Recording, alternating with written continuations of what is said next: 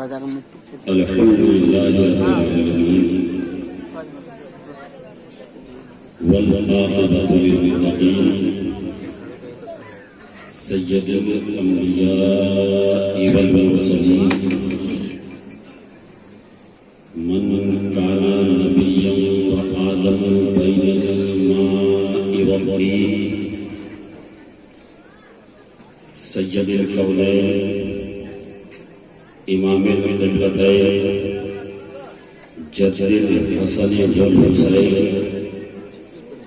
سید الصابرین وعلى الطیبین الطاہرین وعلى شیخ الاسلام والمسلمین سیدنا عبد القادر محی الدین وعلى ولی الہند سیدنا معین الدین وعلى سیف ربانی سیدنا نعیم الدین جیلانی رضی اللہ تعالی عنہم اجمعین وعلى آلہ وصحبہ اجمعین اما بعد فاعوذ باللہ من الشیطان الرجیم بسم اللہ الرحمن الرحیم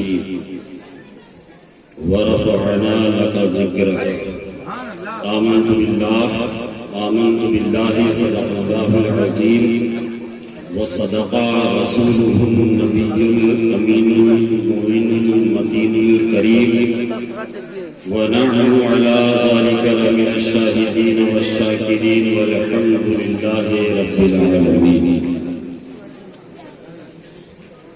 غوث اعظم بمنی بے سرو ساما مدد قبلہ دین مدد کعبہ ایمان مدد ازبے صدر افاضل شیخ من و جد من بدر منیر کیجئے امداد ہم سب کی یا غوث اعظم دستگیر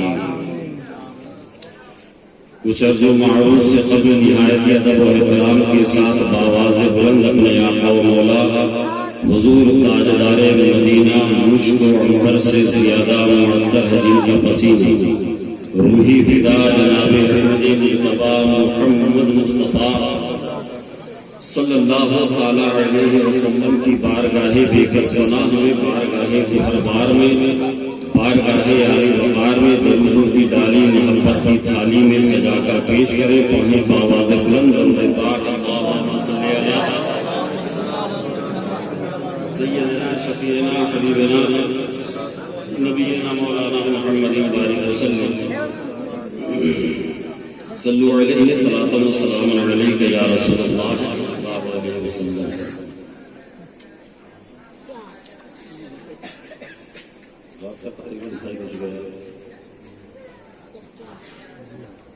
رات کا تقریباً 2:30 بج گئے. یہ موسم اور اس وقت حالات کے تقاضے اس بات کی ہمیں اور آپ کو اجازت نہیں دیتے کہ اتنی رات تک ہم اپنے جلسوں کو چلائیں، مگر یہ چمرو چک کے نوجوانوں کی خوش بختی فیروز بختی کہ انہوں نے ایک پروگرام کے لیے 1 درجن شعراء کو یہاں پر مدعو کیا. ابھی قاری امتیاز صاحب کے بارے میں مجھے علم ہوا کہ وہ ابھی پڑھ ہی نہیں پائے. باہر سے آنے والے خطیب اعظم ہندوستان حضرت علامہ آصف اقبال صاحب سے ملا، جو سکہ رائج وقت کی طرح الحمدللہ ہمارے پورے ملک میں چل رہے ہیں اور بڑی محبتوں کے ساتھ سنے جاتے ہیں اور بلائے جاتے ہیں، مگر وقت کی قلت دامنگیر ہونے کی وجہ سے مختصر سا آپ کا خطاب ہوا.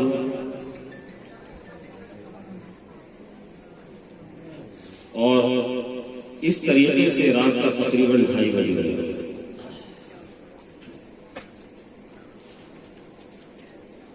اب آپ کی طبیعت اور وقت کا تقاضا موسم کا مزاج اس لائق نہیں ہے کہ لمبی چوڑی کوئی تمہیدی گفتگو کری جائے. بس 10-5 منٹ کے لیے اگر آپ کا وقت بچا ہو تو میں اپنی بات کو شروع کروں. اور جن لوگوں کو جانا ہے تو بہت آہستہ سے میری نگاہوں سے بچتے ہوئے آہستہ آہستہ چلے جائیں. سونے کا وقت ہے، میں جگاؤں گا نہیں. 10 منٹ سے بمشکل 15 منٹ. بڑی شاندار آپ نے نعت پاک اور منقبتوں کے اشعار سماعت کیے. شاہ نواز حسان صاحب کی زبانی اور بہت سارے حضرات یہاں پر موجود ہیں، شعراء کرام. تو بس یہ 10-15 منٹ میں بہت تیزی کے ساتھ گزارنے کے لیے ایک مرتبہ جی لگا کر اپنے آقا کریم رسول پاک صاحب الاولاد صلی اللہ تعالی علیہ وسلم کی بارگاہ میں درود پاک کا نذرانہ بآواز بلند پیش کیا.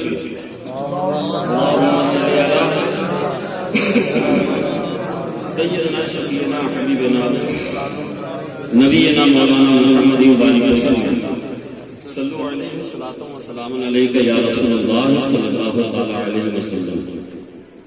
میں بھی چاہتا ہوں کہ حضور سرکار صدر الافاضل رضی اللہ تعالیٰ عنہ کا لکھا ہوا مشہور زمانہ کلام، اس کے 2-3 شعر آپ کی سماعتوں کی دہلیز تک پہنچاؤں. کہہ دیجئے سبحان اللہ. حضور صدر الافاضل فرماتے ہیں شفیع روز محشر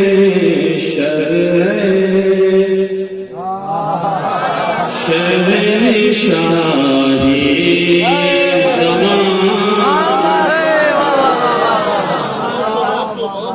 میں جانتا ہوں شاہ نواز حسان صاحب کو سننے کے بعد میری آواز سننا آپ کے لیے کوہ ہمالیہ کے چڑھنے سے زیادہ سخت ہے، مگر آپ میری آواز میرے لہجے پر نہیں بلکہ حضور صدر الافاضل رحمۃ اللہ علیہ اپنے آقا کی اپنے جد کریم کی تعریف اور نعت پاک کس انداز میں لکھتے ہیں، کیا فرماتے ہیں، اس کو سماعت فرمائیں. شفیع روز محشر شہنشاہ زمان شفیع روز محشر شہنشاہ زمان ہو مقیم عرش اعلیٰ ہو مقیم عرش اعلیٰ ہو مکین مکان ہو مقیم عرش اعلیٰ ہو مکین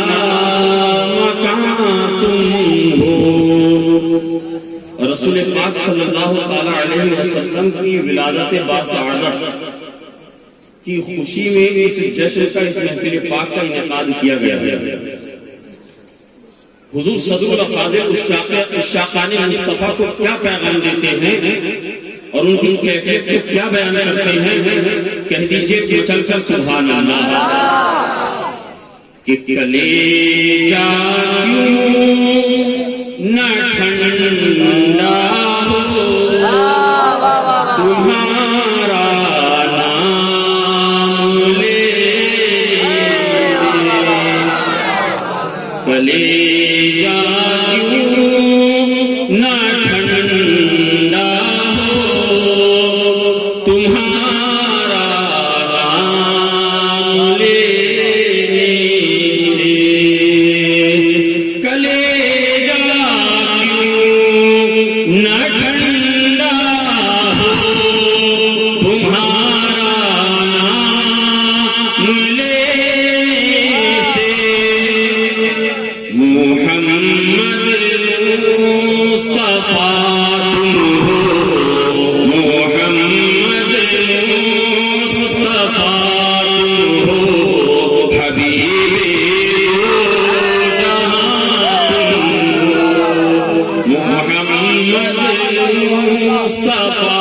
تم ہو حبیبِ دو جہاں تم ہو.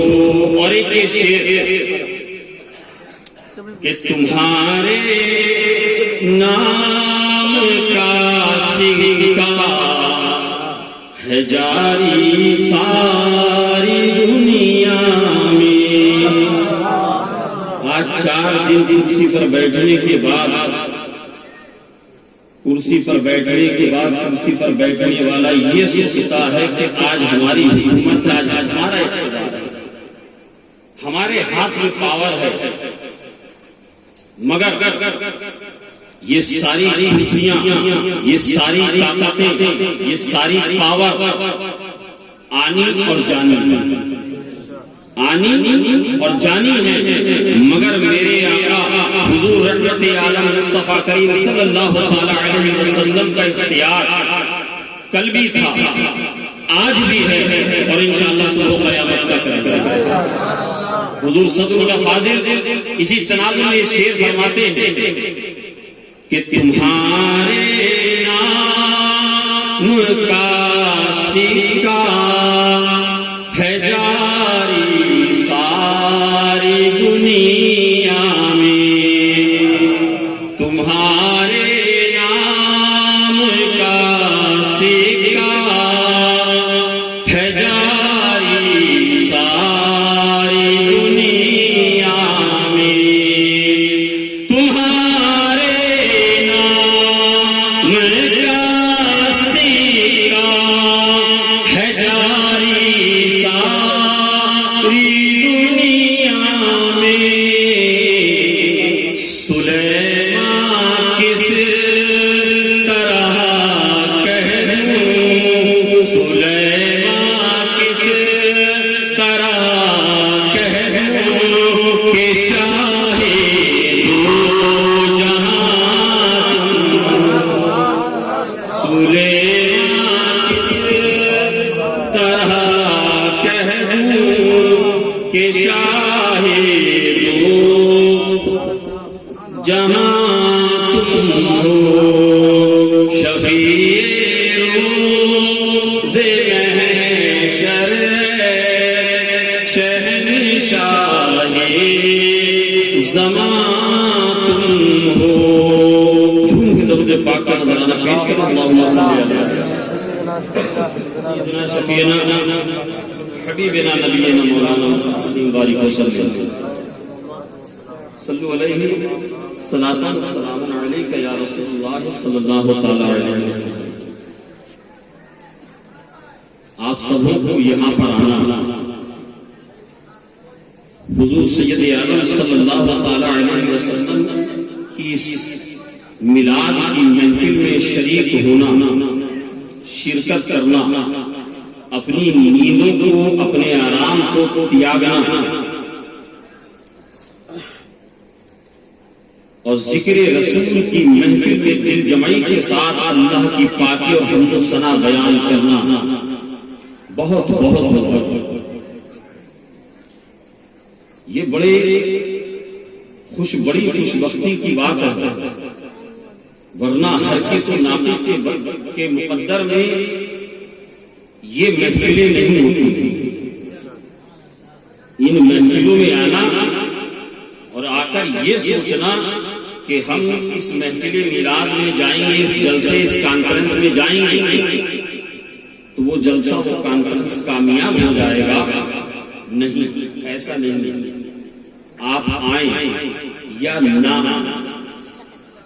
آپ آئیں یا محفل میں نہ آئیں، مگر ذکر رسول اور ذکر خدا کی محفل میں ایک مخلوق معمول کی ہوئی، ان کو فرشتے کہتے ہیں. پیغمبر اسلام صلی اللہ تعالی علیہ وسلم کے دیوانوں، ہمارے آقا حضور رحمت عالم نور صلی اللہ علیہ وسلم ارشاد فرماتے ہیں جب تمہارا گزر ایسی راہ سے ہو، ایسے راستے سے ہو تو جنت کی کیاریوں میں سے کچھ چن لیا گیا.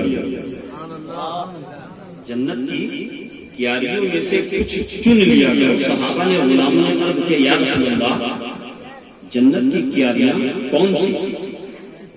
کہا جہاں اللہ کا ذکر ہوتا سبحان اللہ، کچھ چن لیا گیا، گویا کہ اس محفل میں شریک ہونا یہ بہت بڑی سعادت کی بات ہے۔ مسلم شریف کی حدیث، میرے آقا حضور رحمت عالم صلی اللہ تعالی علیہ وسلم کے دیوانے اور سرکار کے غلام مسجد نبوی شریف میں ایک دائرہ بنا کر، ایک حلقہ بنا کر محو گفتگو کچھ گفتگو کر رہے ہیں کہ اچانک حجرہ ام المؤمنین حضرت عائشہ صدیقہ سے ہمارے آقا حضور تاجدار کائنات باعث تخلیق کائنات مصطفیٰ جان رحمت صلی اللہ علیہ وسلم میرے آقا نے اپنے غلاموں سے ارشاد فرمایا، اے میرے غلاموں، اے میرے دیوانوں، اے میرے چاہنے والوں، بتاؤ تم لوگ یہاں بیٹھ کر کیا کر رہے ہیں؟ غلام عرض کرتے ہیں آقا یا رسول اللہ ہمارے ماں باپ پر قربان، اے اللہ کے حبیب، اے اللہ کے محبوب، اللہ تبارک و تعالیٰ نے جو آپ کی شکل میں ہمیں نعمت عظمیٰ سے نوازا، سب سے بڑی نعمت سے نوازا ہے، ہم اسی پر چرچا کر رہے ہیں، ہم اللہ کی حمد و ثنا بیان کر رہے ہیں۔ میرے آقا ارشاد فرماتے ہیں، میرے غلاموں، کیا تم اس بات پر قسم اٹھا سکتے ہو؟ کیا تم اس بات پر قسم اٹھا سکتے ہو؟ غلام تھوڑے سے حیران ہوئے، مگر آقا کی بارگاہ سے یہ حکم جاری ہوا۔ غلام عرض کرتے ہیں یا رسول اللہ ہم قسم اٹھا کر کہتے ہیں، یہی گفتگو کر رہے ہیں۔ ہمارے اور آپ کے پیارے آقا حضور رحمت عالم مصطفیٰ کریم صلی اللہ علیہ وسلم ارشاد فرماتے ہیں، میرے غلاموں مجھے تمہارے قول پر ذرا بھی شک نہیں۔ جانتے ہو معاملہ کیا ہوا؟ میں اپنے حجرے میں آرام کر رہا تھا، میں اپنے حجرے میں لیٹا ہوا تھا کہ حضرت جبریل آئے، حضرت جبریل امین آئے، اور حضرت جبریل نے آیا مجھ سے کہا آنے کی اجازت طلب کی۔ جب میں نے ان کو آنے کی اجازت دی، حضرت جبریل نے عرض کیا یا رسول اللہ صلی اللہ علیہ وسلم آپ یہاں پر آرام فرما رہے ہیں، وہاں مسجد شریف میں آپ کے غلام، آپ کے دیوانے، آپ کے صحابہ، آپ کی شکل میں اللہ تبارک و تعالیٰ کی جو سب سے بڑی نعمت ان کو ملی ہے، عظمت والی نعمت ملی ہے، وہ سب سے بڑا رب کا فضل ملا ہے۔ اس فضل ملنے پر رب کی حمد و ثنا بیان کر رہے ہیں، آپ کی عظمتوں کا چرچا کر رہے ہیں، رب کا شکریہ ادا کر رہے ہیں۔ اے میرے غلاموں، تم بیٹھے مسجد میں ہو، تم ذکر مسجد میں کر رہے ہو، تم چرچا مسجد میں کر رہے ہو، مگر تمہارا یہ ذکر کرنا رب کو اتنا قبول ہو گیا کہ تم ذکر زمین میں کرتے ہو، رب تمہارا ذکر آسمانوں میں کر رہا ہے۔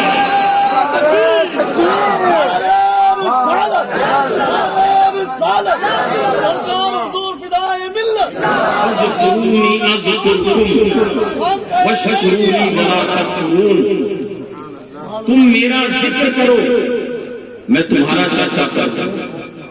ورفعنا لک ذکرک، اے پیارے ہم نے آپ کے ذکر کو بلند ہم نے آپ کے ذکر کو بلند کر دیا۔ اگر بلند ذکر کیا کس نے؟ رب نے اپنے محبوب کا، ہمارے اور آپ کے آقا کا ذکر بلند کر دیا۔ اب اگر کوئی یہ چاہے کہ ہم حضور کی عظمتوں کا چرچا نہ کرے، حضور کا ذکر نہ کرے، تو شاید اس سے حضور کا ذکر کم ہو جائے گا۔ ایسا ہرگز نہیں، ایسا ہرگز ہو بھی نہیں سکتا، اس لیے کہ جس کا ذکر جب اپنے حبیب کا ذکر خود رب تبارک و تعالیٰ نے بلند کر دیا، تو اب پوری دنیا کی طاقتیں مل کر ایک جگہ جمع ہو جائیں، ایک جگہ اکٹھی ہو جائیں، ایک جگہ ساری قوتوں کو جمع کر دیا جائے۔ اگر وہ چاہیں کہ ہم حضور کا ذکر بلند ہونے سے روک لیں گے تو یہ ان کی غلط فہمی ہے، یہ ان کے دماغ کا فتور ہے۔ اس لیے کہ پیغمبر اعظم صلی اللہ علیہ وسلم کی شان میں توہین کرنا، بولنا، لکھنا یا کارٹون بنا دینے سے میرے آقا کی عظمتوں کو کوئی کمی نہیں آئے گی۔ میرے نبی کا، میرے آقا کا، ہمارے اور آپ کے پیغمبر کا، پیغمبر اسلام صلی اللہ علیہ وسلم کے ذکر کو بلند کرنے کا وعدہ خود رب کائنات نے کر لیا ہے۔ جب رب کائنات نے ہمارے نبی کے ذکر کو بلند کرنے کا وعدہ کر لیا ہے تو پوری دنیا، چاہے وہ فرانس ہو، چاہے وہ امریکہ ہو، چاہے وہ اسرائیل ہو، چاہے دنیا کی موساد، یہود اور سعود کی طاقتیں ہو، کوئی پوری دنیا کی طاقتیں مل کر بھی میرے آقا کے ذکر کے کم نہیں کر سکتی۔ کبھی بھی 100 سال پہلے بریلی کی دھرتی پر کسی نے کہہ دیا یا رسول اللہ، یا رسول اللہ، یہاں کیا مرتبہ، یہاں کیا جھوٹے کرم ہے شرے بتا تیرا، نہیں سنتا ہی نہیں، مانگنے والا تیرا، اور یا رسول اللہ فرش والے تیری شوکت میں کیا جانے، ارے خسرا عرش پہ ہوتا ہے۔ نعرہ تکبیر، نعرہ رسالت، نصرت اعلیٰ حضرت نبی حضور صدور فاضل شہزادہ حضور فدائے ملت ذات مصطفیٰ۔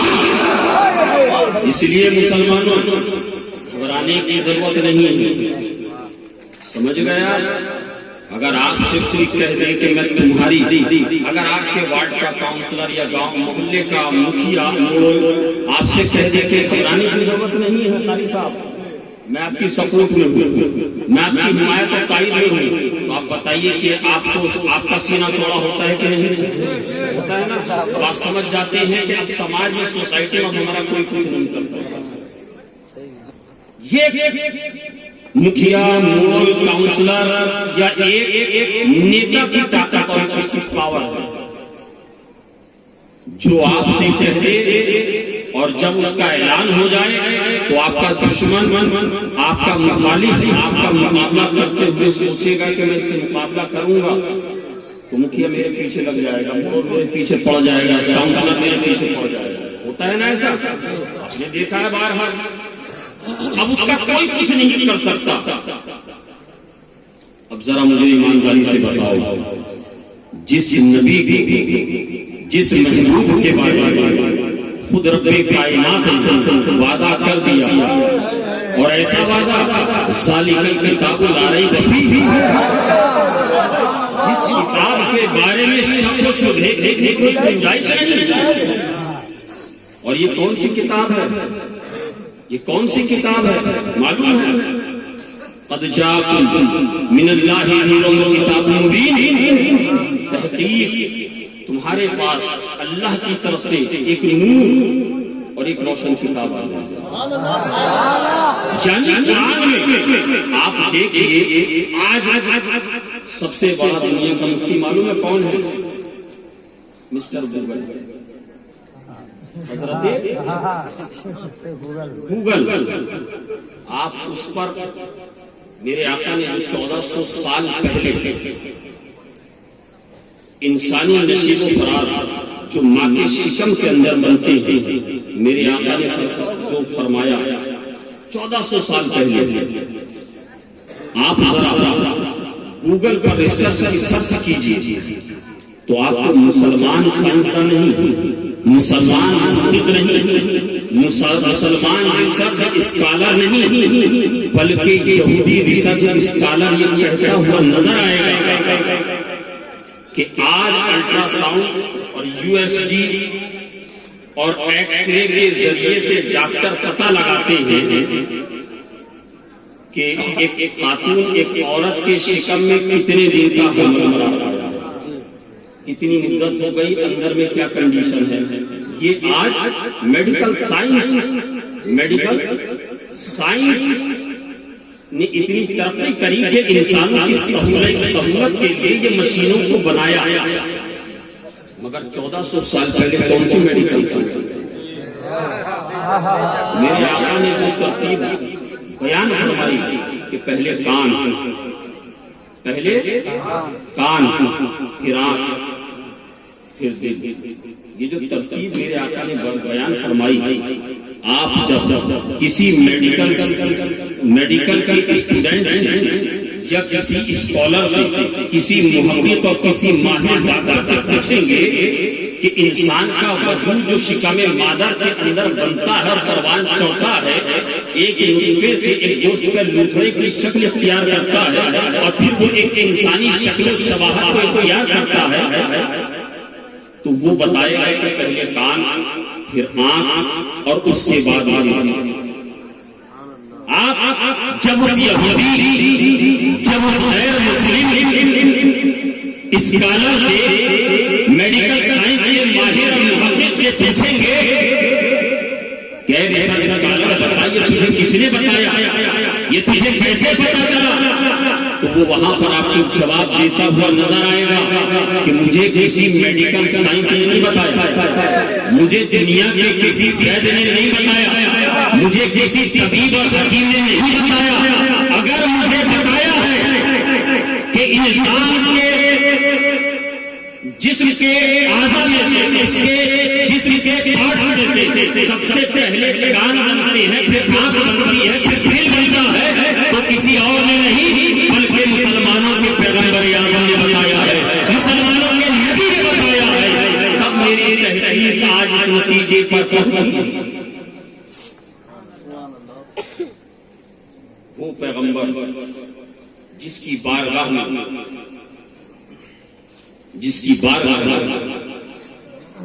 زانوے ادب اور خراج عقیدت پیش کرنے کے لیے ہم اور آپ یہاں پر جمع ہوئے، محبت نبی میں ہم اور آپ جمع ہوئے کہ ہمارے آقا کی یہ ولادت کا مہینہ ہے، یہ 12 ربیع النور شریف کا مہینہ ہے، ہم اپنے آقا کی بارگاہ میں خراج عقیدت پیش کریں گے۔ لائٹ، یہ شامیانے، یہ پھول، یہ جھالر، یہ علماء کرام کی خوبصورت نورانی قافلہ، ارے جس بستی سے ایک عالم دین کا گزر ہو جائے، جس بستی سے ایک عالم دین کا گزر ہو جائے تو اس بستی کے قبرستان سے 40 دن کے لیے عذاب اٹھا لیا جاتا ہے۔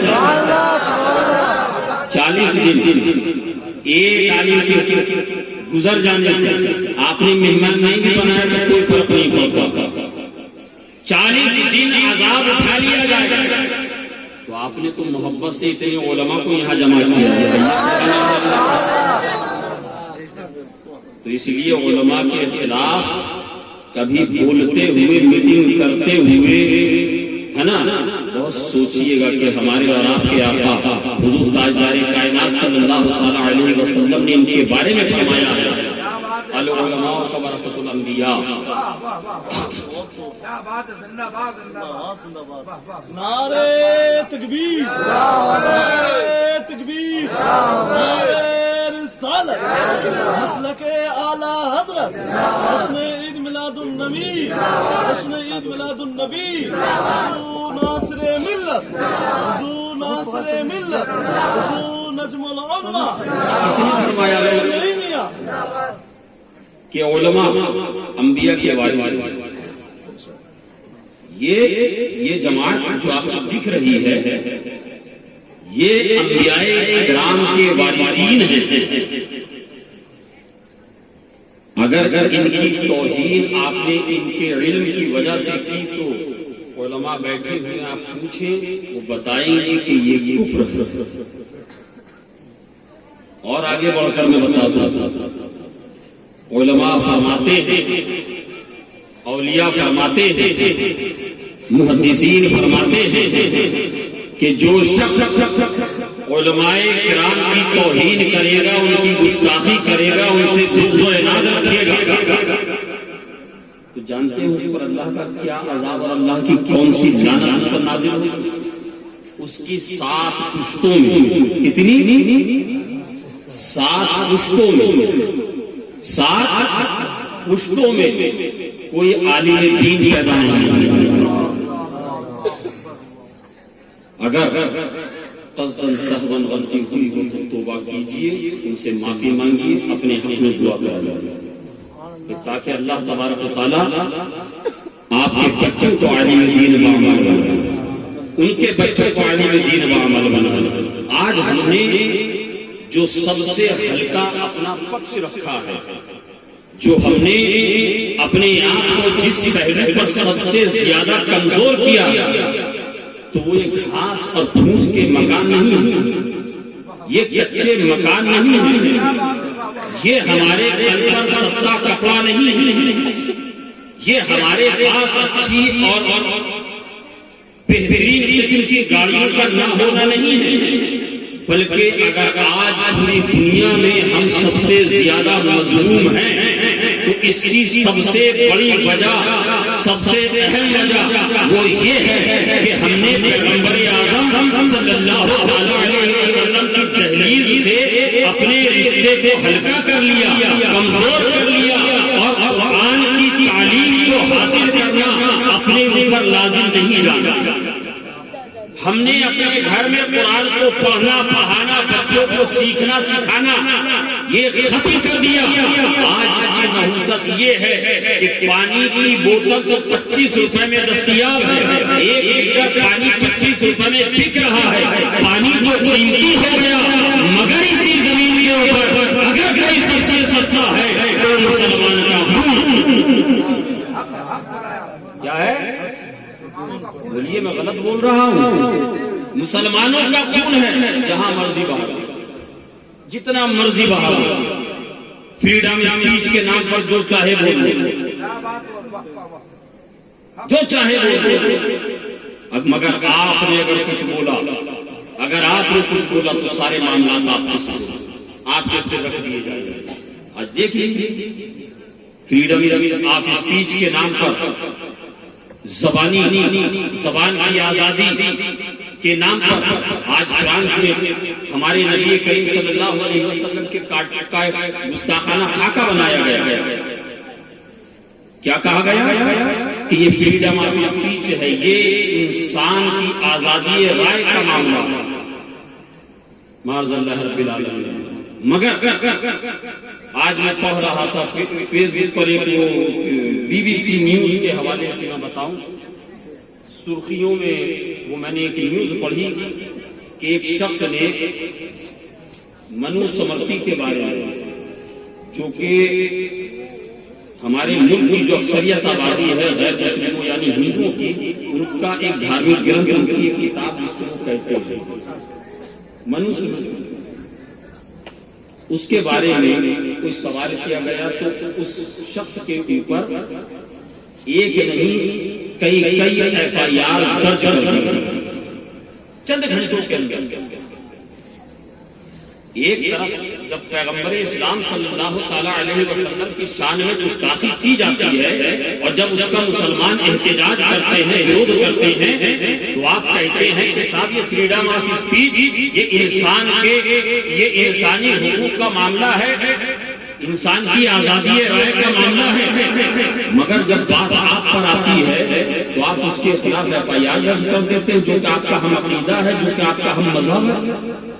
تو پتہ یہ چلا کہ بات فریڈم آف اسپیچ کی نہیں ہے، بات ہے کہ ان کو ایک پوری سوسائٹی، پوری دنیا کے اندر جو منظم طریقے سے کام کر رہی ہے، اس کا مقصد واحد مقصد یہ ہے کہ مسلمانوں کو ذہنی طور پر اتنا اشتعال کیا جائے، اتنا پریشان کیا جائے، ان کے مذہبی معاملوں میں، مذہبی امور میں، ان کے مذہبی معاملات میں اتنی مداخلت کی جائے کہ جب یہ سب اٹھائے یا یہ بولے تو ان کو فریڈم آف اسپیچ اور انسانی حقوق کی آزادی رائے کے بارے میں سمجھا کر کو بھیج دیا جائے۔ آج کچھ ہمارے یہاں کی بات سبحان اللہ کہنے ہی نہیں ہے، اس لیے سبحان اللہ بھی سوچ کر بولیے۔ آج حالات کہاں سے کہاں پہنچ گئے، آج بڑے بڑے پوسٹر بناتے ہیں، بڑے بڑے ہورڈنگ بناتے ہیں۔ 12ویں شریف کا موقع جب آتا ہے حافظ جی، آپ نے بھی دیکھا، ہم نے بھی دیکھا کہ سنا ہے آپ ہر عاشق کے گھر تشریف لاتے ہیں، کہہ دیجیے، اب کہیے سبحان اللہ۔ میرے گھر میں بھی ہو جائے چراغاں یا رسول اللہ۔ چاہتے ہیں نا؟ کون کون چاہتا ہے کہ سرکار کی زیارت نصیب ہو جائے؟ کون کون چاہتا ہے؟ ہاتھ اٹھا کر کہیے یا رسول اللہ، یا رسول اللہ، یا رسول اللہ۔ ہم کہتے ہیں ہمارے گھر میں بھی ہو جائے چراغاں یا رسول اللہ، یہ ہمارا دعوی محبت، حضور سے محبت کرنے کا یہ ہمارا تقاضا ہے کہ ہماری خواہش ہے کہ زندگی میں کم سے کم ایک بار سرکار کا خواب ہی میں سے بند آنکھوں سے ہی دیدار آ، مگر جو دیدار کی خواہش رکھتے ہیں ان کے گھروں کا حال کیا ہے، ان کی زندگیوں کا حال کیا ہے۔ صبح ہوتی ہے ٹی وی چالو ہو جاتا ہے، صبح ہوتی ہے موبائل پر گانے بجنا شروع ہو جاتے ہیں، صبح ہوتی ہے چائے ناشتہ کرنے کے بعد بازاروں میں نکلتے ہیں کہ کیسے ہم دھوکہ دھڑی کر کے کسی دوسرے کا مال لے کر اپنے گھر آ جائیں۔ صبح ہوتی ہے دکان کا شٹر اٹھاتے ہیں، یہ سوچتے ہیں کہ آج ہمیں 1 کلو میں 50 گرام کا وزن کم دینا ہے یا 20 گرام کا لینا ہے۔ بات سمجھ رہے ہیں آپ میری؟ صبح سے شام تک ہماری زندگی گناہوں میں گزر رہی ہے، صبح سے لے کر شام تک ہماری زندگی، اور شام سے لے کر صبح تک ہماری، صبح سے لے کر شام اور شام سے لے کر صبح ہماری گناہوں میں گزر رہی ہے۔ امانتوں میں خیانت کرنا ہماری عادت ہے، اپنی زبان سے بد کلامی کرنا ہمارا شیوا ہو گیا، اپنے پڑوسی کا حق ماننا ہماری عادت ہو گئی، سود کا کاروبار کرنا یہ ہماری ضرورت زندگی ہو گئی۔ ہم پھر بھی کہتے ہیں میرے گھر میں ہو جائے چراغاں۔ کس منہ سے آپ کہہ سکتے ہیں؟ کس منہ سے کہہ سکتے ہیں میرے گھر میں بھی ہو جائے چراغاں؟ آؤ ذرا مدینہ شریف کی وادیوں میں لے چلتا ہوں، کہہ دو سبحان اللہ۔ حضرت علی رضی اللہ تعالی عنہ کریم فرماتے ہیں کہ رات کا آخری پہر میں مسجد نبوی شریف کے برآمدے میں باہری حصے میں لیٹا ہوا تھا کہ میری آنکھ لگ گئی۔ یہ حضور کے پردہ فرمانے کے بعد کی بات ہے۔ حضرت امیر المومنین حضرت سیدنا فاروق اعظم رضی اللہ تعالیٰ عنہ کا زمانہ خلافت ہے۔ حضرت علی رضی اللہ تعالیٰ عنہ کریم کا بیان فرماتے ہیں کہ میری آنکھ جب لگ گئی، میرے پر غروب کی تاریخ ہوئی، نیند طاری ہو گئی، تو میں کیا دیکھتا ہوں کہ فجر کی اذان ہو رہی ہے۔ مسجد نبوی شریف میں میں وضو بنا کر جلدی جلدی پہلی صف میں جاتا ہوں اور کیا دیکھتا ہوں کہ ہمارے آقا حضور رحمت عالم نور مجسم صلی اللہ علیہ وسلم مصلی امامت پہ جمع آقا کی ابتدا میں نے فجر کی نماز ادا کی۔ حضور سید عالم صلی اللہ علیہ وسلم نے دونوں رکعتوں میں الگ الگ سورے مختلف انداز میں کر پڑھائی۔ سلام پھیرنے کے بعد حضرت سیدنا علی مرتضیٰ کرم اللہ تعالی عنہ کریم فرماتے ہیں کہ سلام پھیرنے کے بعد حضور نے ہماری جانب یعنی کہ مقتدیوں کی طرف چہرہ کر دیا، کپڑے مخصوص انداز میں بیٹھے۔ اتنے میں ایک شخص ایک ٹوکری میں کھجوریں لے کر حاضر ہوتا۔ حضور سید عالم صلی اللہ تعالی علیہ وسلم ایک صحابہ کو بلاتے ہیں، ایک عنایت فرما رہے ہیں۔ حضرت علی فرماتے ہیں میں نے بھی کھجور کو لیا اور کھایا۔ ادھر یہ کھجور ختم ہوئی، ادھر میرا خواب، اور اتنے میں کیا سنتا ہوں کہ مسجد نبوی شریف میں فجر کی اذان ہو رہی ہے۔ خواب تھا، بولیے کیا تھا؟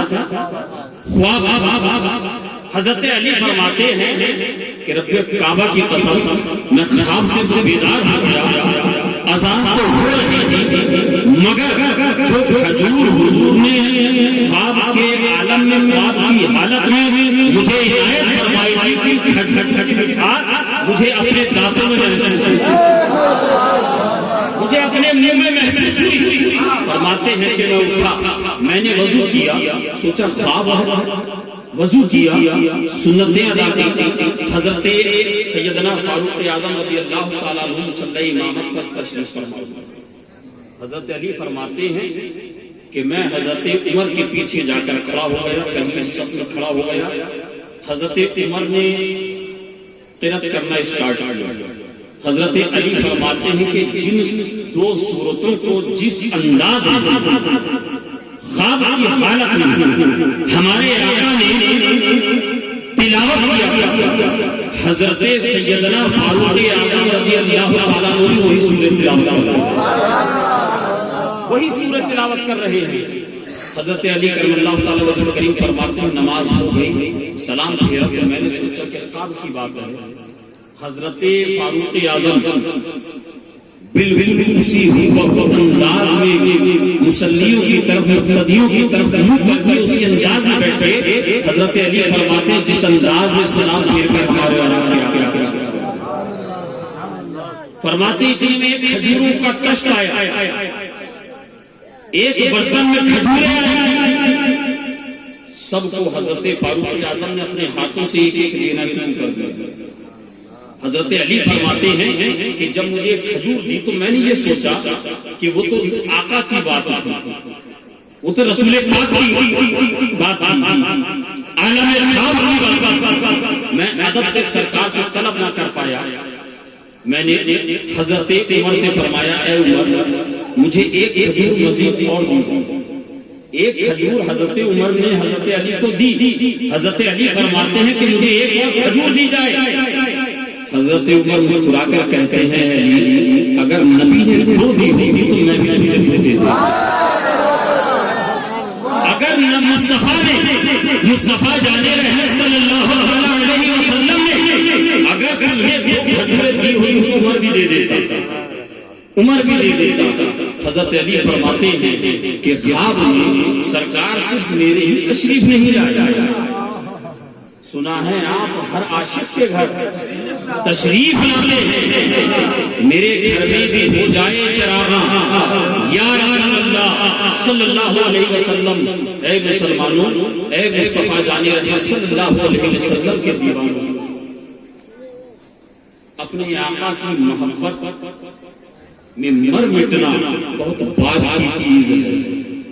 پہلے اپنی زندگی میں تبدیلی لے کر بات کو سمجھو، حالات کے تقاضے کو محسوس کرو، حالات تمہارے کس قدر خلاف ہو چکے، وقت کا تقاضا کیا۔ پیغمبر اسلام صلی اللہ علیہ وسلم کی محبت بھرے نعرے لگانا ہی آج ہماری ضرورت نہیں ہے، بلکہ ہمیں اپنی زندگی اس طریقے پر گزارنا ہمارے لیے لازم ہے کہ جو طریقہ پیغمبر اعظم صلی اللہ علیہ وسلم نے ہمیں سکھایا اور جس کے بارے میں رب تبارک و تعالیٰ نے قرآن عظیم میں فرمایا لقد کان لکم فی رسول اللہ اسوۃ حسنہ، تمہارے لیے بہترین زندگی، بہترین آئیڈیل رسول پاک صلی اللہ علیہ وسلم کی زندگی پاک، رسول کی زندگی، رسول کی محبت، رسول پاک صلی اللہ علیہ وسلم کی زندگی پاک کو مسلمانوں اپنی زندگی میں اتارنا۔ حضرت داتا گنج بخش علی ہجویری رحمۃ اللہ علیہ کشف المحجوب میں ایک واقعہ نقل کرتے ہیں کہ ایک بزرگ نے اللہ تبارک و تعالیٰ کی بارگاہ میں عریضہ پیش کیا کہ مولا اس علاقے میں، اس شہر میں تیرا مقرب بندہ کون ہے، مجھے اس کے بارے میں جانکاری عنایت کرتے رہے، دعا کرتے رہے، دعا قبول ہوئی۔ حضرت داتا گنج بخش فرماتے ہیں کہ دعا قبول ہوئی، ہاتف غیب سے ندا آئی کہ فلاں بازار میں فلاں کپڑے کا جو تاجر ہے وہ اس وقت میرا سب سے مقرب اس شہر میں بندہ ہے، میرا محبوب بندہ ہے۔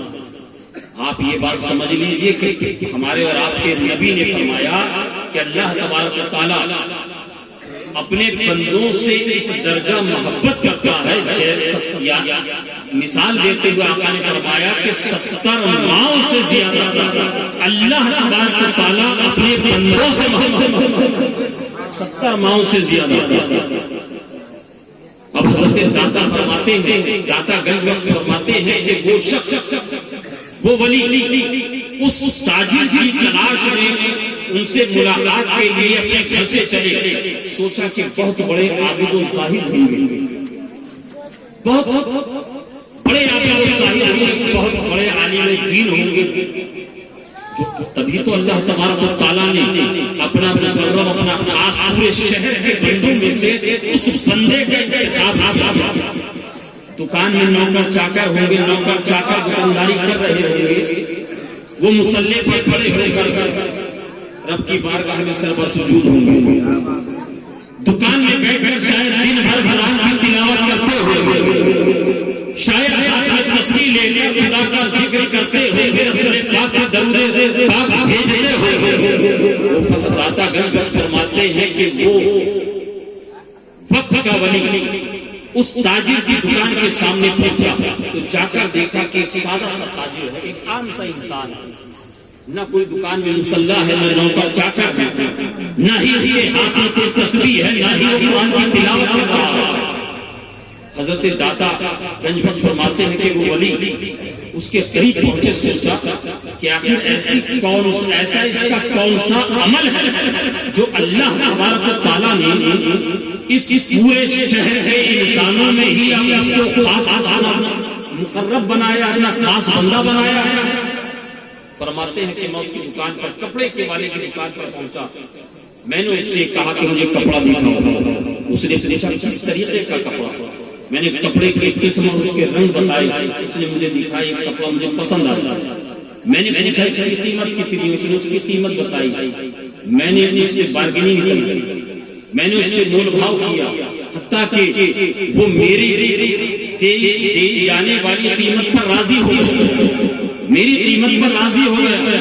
میں نے جیب سے رقم نکالی اور اس کو بڑھاتے ہوئے کہا کہ ٹھیک ہے یہ کپڑا مجھے دے دے. وہ دکاندار کہتا ہے کہ حضرت آپ میری دکان پر آئے ہیں، میں بڑا آپ کی محبتوں کا بڑا شکر گزار ہوں، مگر میری آپ سے ایک عرضی ہے، آپ سے میرا ایک عریضہ ہے. کہا کہ کیا؟ کہا کہ وہ جو سامنے دکان کپڑے کی نظر آ رہی ہے، یہی کوالٹی کا کپڑا، سیم کپڑا، اسی رنگ کا کپڑا اس کے پاس موجود ہے. آپ میرے پاس سے نہ لے کر آپ اس دکان میں چلے جائیں.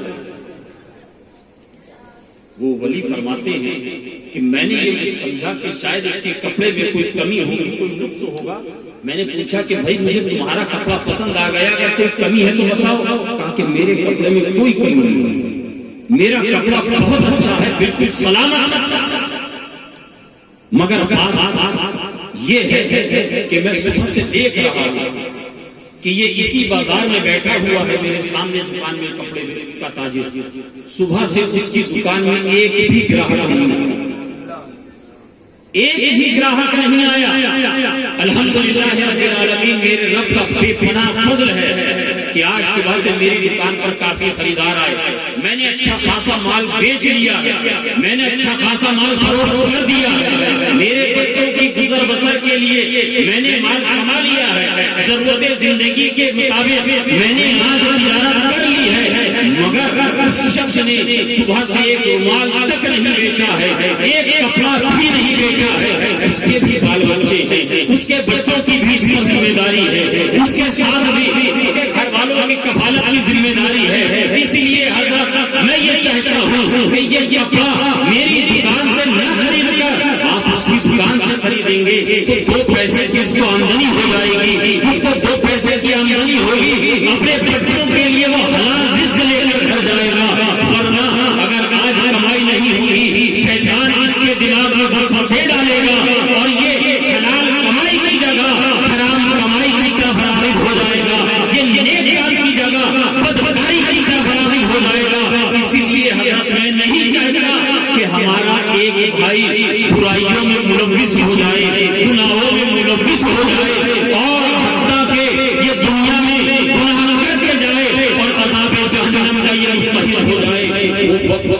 حضرت داتا فرماتے ہیں جب اس بزرگ نے یہ جملہ سنا تاجر کی زبانی، زاروں قطار رونا شروع کر دیا، زاروں قطار رونا شروع کر دیا، اور اس کو مبارکباد دیتے ہوئے فرماتے ہیں میرا ارادہ کپڑا لینے کا نہیں تھا، مگر اس کا یہ حسن سلوک دیکھ کر اپنے بھائی کے لیے اس کا یہ اچھا نیچر اور اس کی یہ نیت دیکھ کر میں اس کے پاس گیا، کپڑا خریدا، گھر آ گیا، اپنے رب کی بارگاہ میں پیشانی کو جھکا کر زاروں قطار رونے لگا کہ مولا یقیناً پورے شہر کے بندوں میں وہی بندہ تیرا خاص بندے بننے کے لائق ہے، مقرب بننے کے لائق ہے۔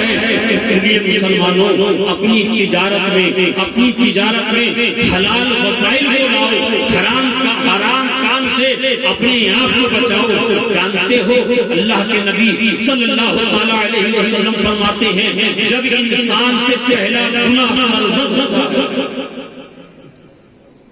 سب سے پہلا گناہ سرزد ہوتا ہے تو اس کے دل پر ایک نقطہ سیاہ رنگ کا لگا دیا جاتا ہے، نقطہ ایک ڈاٹ بندو۔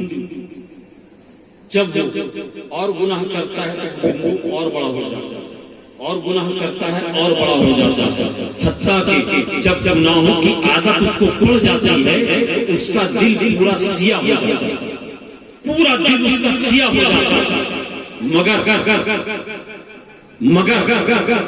جب وہ اپنے رب کی بارگاہ میں صدق دل سے سچے من سے اپنے گناہوں کی تلافی کر لیتا ہے، توبہ کر لیتا ہے، تو اللہ تبارک و تعالیٰ قرآن عظیم میں فرماتا انہ هو التواب الرحیم کہ جو توبہ کرتا ہے تو اللہ تبارک و تعالیٰ اس پر رحم فرماتا، اس کے دل کی سیاہی کو دھو دیتا ہے، اس کے پچھلے گناہوں کو مٹا دیتا ہے۔ تو اے مسلمانوں اپنی پچھلی زندگی سے، گناہوں والی زندگی سے توبہ کرو، برے کاموں سے، بری صحبتوں سے توبہ کرو، اور پیغمبر اسلام صلی اللہ تعالیٰ علیہ وسلم کے وسیلے سے اللہ تبارک و تعالیٰ کی بارگاہ میں سروا سجود ہو جاؤ، اپنے آپ کو سرنڈر کر دو۔ مسلمانوں اسی میں تمہاری دنیا میں بھی بھلائی ہے اور اسی میں تمہاری حشر میں بھی عافیت ہے، ورنہ دنیا سے تو جاؤ گے۔ بات کہہ کے وقت ختم کر دیتا ہوں، 10 منٹ شاید ہو گئے، 10 منٹ میں نے لیے تھے، شاید وقت زیادہ ہو گیا، معذرت چاہتا ہوں۔ بس یہ آخری بات کہہ کے، آپ نے سکندر کا نام سنا؟ سکندر اعظم جانتے ہیں؟ مذہب کے اعتبار سے وہ عیسائی کیا تھا؟ عیسائی 23 سال کی عمر میں وہ مر گئے۔ مورخین فرماتے ہیں جب سکندر اس دنیا سے گیا ہے، جب مرا ہے، تو اس وقت وہ 5 برّ اعظم یعنی 5 مہادیپ، ایشیا، افریقہ، امریکہ، یورپ کے اوپر 15 لاکھ مربع میل، کتنی 15 لاکھ مربع اسکوائر میل پر اس کی حکومت کی تاریخ نگار کہتے ہیں کہ بہت زیادہ نہیں، اگر یہ 30 سال تک زندہ رہ جاتا تو پوری دنیا پر سکندر کی حکومت، مگر ایک سانپ کے کاٹنے سے اس کی موت ہو گئی، ایک سانپ کے ڈسنے سے اس کی موت ہو گئی۔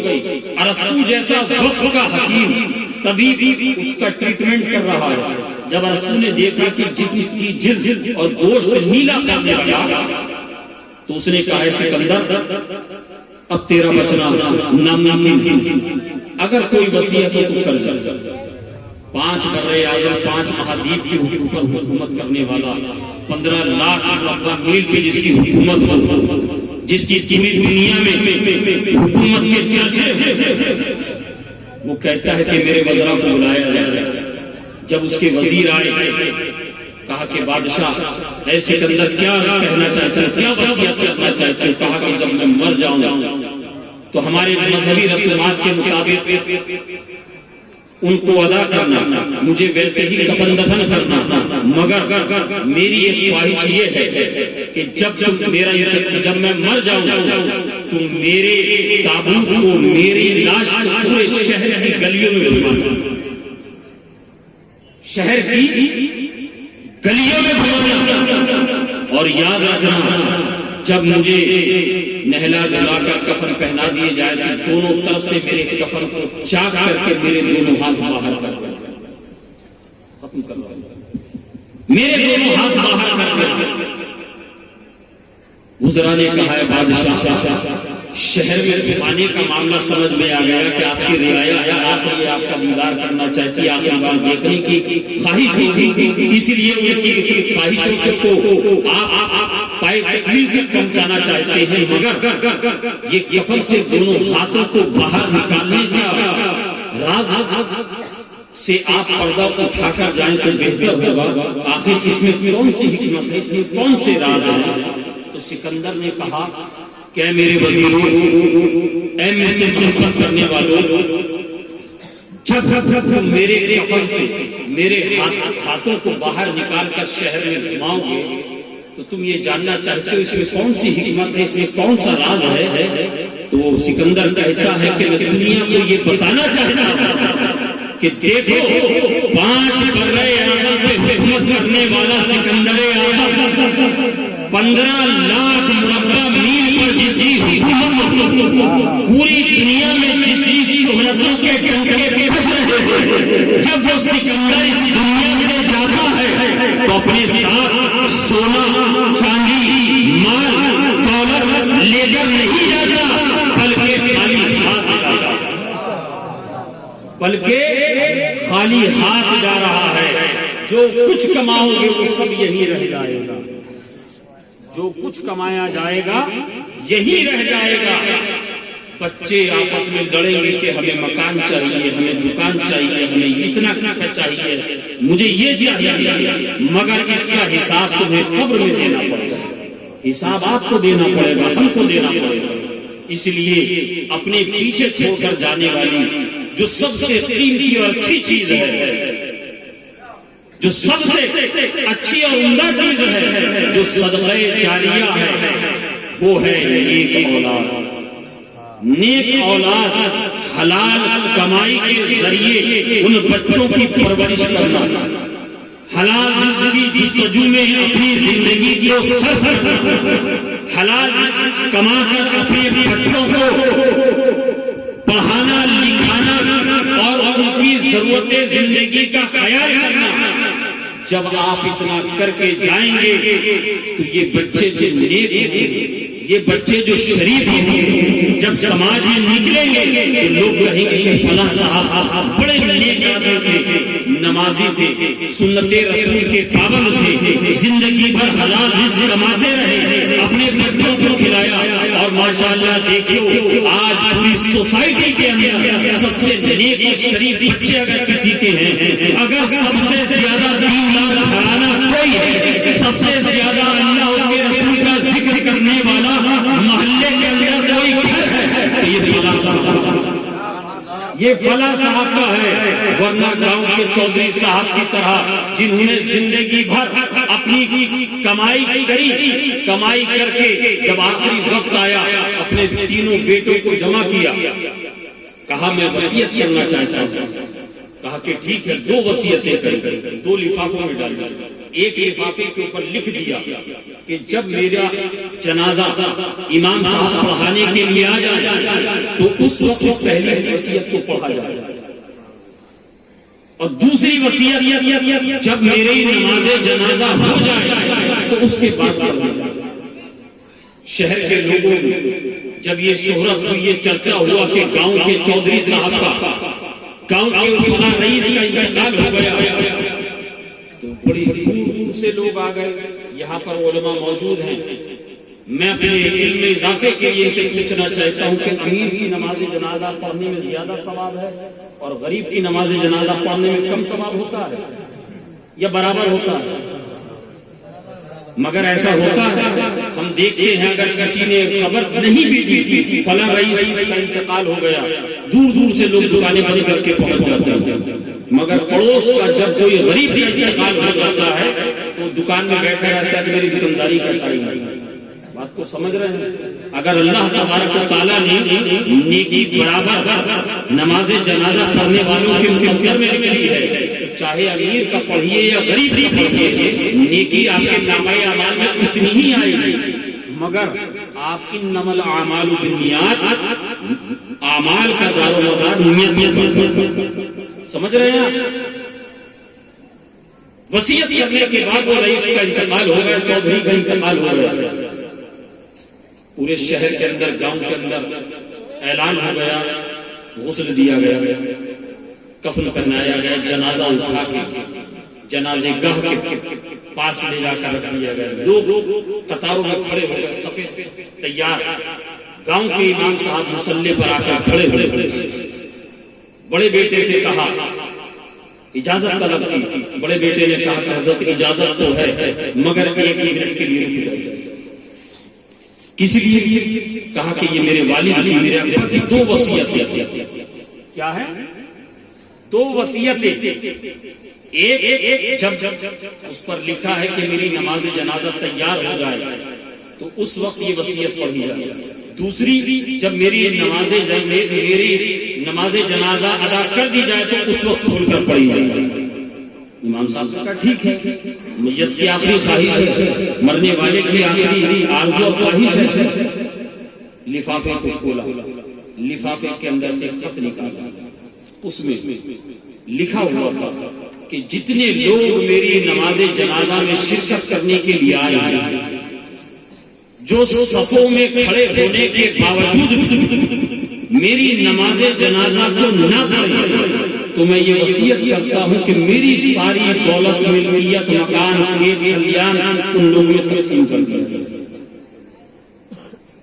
ان لوگوں میں تقسیم کر دیا جائے۔ امام صاحب نے آواز بلند اعلان کر دیا، لوگوں نے سنا۔ اتنا مسئلہ تو ہمارے یہاں رکشہ چلانے والا بھی جانتا ہے کہ نماز جنازہ فرض کفایہ ہے، چند لوگ بھی پڑھ لیں تو حق ادا ہو جاتا ہے۔ سوچا کہ اگر ہم چند لوگ نکل جائیں گے تو ملکیت کے حقدار ہو جائیں گے، مال مل جائے گا، بڑا مال کما کے چھوڑا، بڑی بلڈنگیں بنائی ہیں، بڑی گاڑیاں ہیں، بڑی دکانیں ہیں، بڑے کھیت کھلیان ہیں۔ تھوڑے تھوڑے لوگ آہستہ آہستہ کنارے ہوئے اور یہ کوئی میگزین یا کسی عام فہم کتاب کی بات نہیں، یہ کون بیان کر رہا ہے؟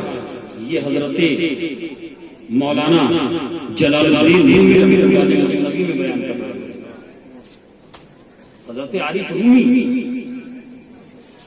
مسنوی میں بیان کر رہے ہیں کہ دھیرے دھیرے سارے لوگ جو اس چودھری کی، اس رئیس کی نماز جنازہ میں شرکت کے لیے آئے کنارے ہو گئے مال پانے کے لیے۔ اب لوگوں نے دیکھا کہ اگر ہم ابا کی نماز جنازہ پڑھیں گے، یہ لوگ جو رہ گئے یہ نماز جنازہ نہیں پڑھیں گے، باپ کی ساری دولت ان میں تقسیم ہو جائے گی، ہمارے حصے کچھ نہیں آئے۔ ایک بیٹا نکل گیا، دوسرا بیٹا نکل گیا، حتیٰ کہ تیسرا بھی۔ اب تنہا امام صاحب، کون رہا؟ تنہا امام صاحب۔ امام صاحب جانتے تھے اللہ تبارک و تعالیٰ فرماتا ہے جو کوئی ذرہ برابر بھی نیکی کرتا ہے تو ہم اس کی نیکی کو ضائع ہونے نہیں دیتے، ہم اس کو بدلا دیتے ہیں۔ ذرہ برابر بھی کوئی نیکی کرتا ہے۔ امام صاحب نے کہا کہ مجھے اس کی مال و دولت سے کیا مطلب، اللہ تبارک و تعالیٰ نے جو میرے مقدر میں لکھا ہے وہ میرا رب مجھے عطا فرمائے گا، اس کو کوئی دنیا کی طاقت نہیں روک سکتی۔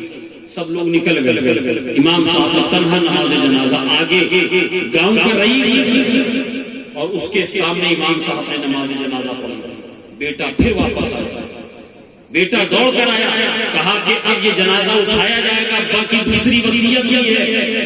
کہا کہ کیا ہے؟ لفافہ نکالا، امام صاحب کو دے دیا۔ امام صاحب نے لفافے کو کھولا، کھولنے کے بعد اس لفافے میں تحریر تھی۔ پہلے لفافے میں کیا تحریر تھی کہ جو میرے نماز جنازہ میں شرکت کے لیے آئے اور آنے کے بعد بھی میرے نماز جنازہ کو نہ پڑھے، میری وہ ساری کی ساری دولت ان لوگوں میں تقسیم کر دی جائے۔ دوسرے میں لکھا تھا، دوسری وصیت میں لکھا تھا کہ جن لوگوں نے آنے کے باوجود میری نماز جنازہ نہیں پڑھی ان لوگوں کو میری میری ملکیت میں سے ایک درہم ایک دینار بھی نہ دیا جائے، جن لوگوں نے نماز جنازہ میری پڑھی ہے میری تمام دولت میں تقسیم کرنا، ساری دولت تقسیم کر دی جائے۔ کہنے کا مقصد مسلمانوں یہ ہے کہ جو آپ کے مقدر میں لکھا ہے اس کو کوئی چھین نہیں سکتا۔ آپ کے نصیب کا رزق اور آپ کی موت آپ جہاں ہو بھول کر پہنچ جائے گا، آپ جہاں رہیں گے وہاں پہنچ جائے گا۔ اس سوچ اور اس فکر میں مت رہیے کہ ہم کیا کھلائیں گے، ہم اپنے بچوں کو کیا کھلائیں گے۔ اب اس کھلانے کے لیے آپ جائز ناجائز حرام اور حلال کی تمیز بھول جائیں، ایسا مت کرنا مسلمان۔ اگر کرتے ہو تو آج سے توبہ کر لو، اس لیے ہمارا رب تو اتنا رحیم اور کریم ہے کہ اس نے ہمیں دنیا میں بھیجنے سے پہلے ہمارے مقدر کا رزق دنیا میں رزق بھیج دیا۔ رزق کسی کا محتاج نہیں ہے کہ قاری صاحب کے پاس جاؤں گا، قاری صاحب کی خدمت کروں گا تبھی مجھے کھانا، ایسا نہیں ہے۔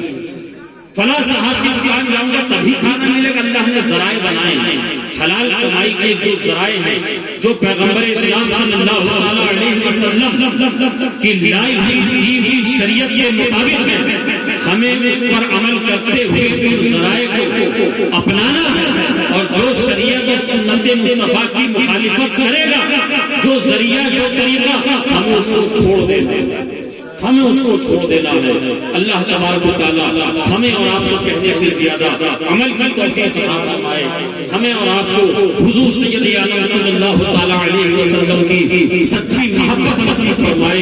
آمین۔ استغفر اللہ ربی من کل ذنب واتوب الیہ۔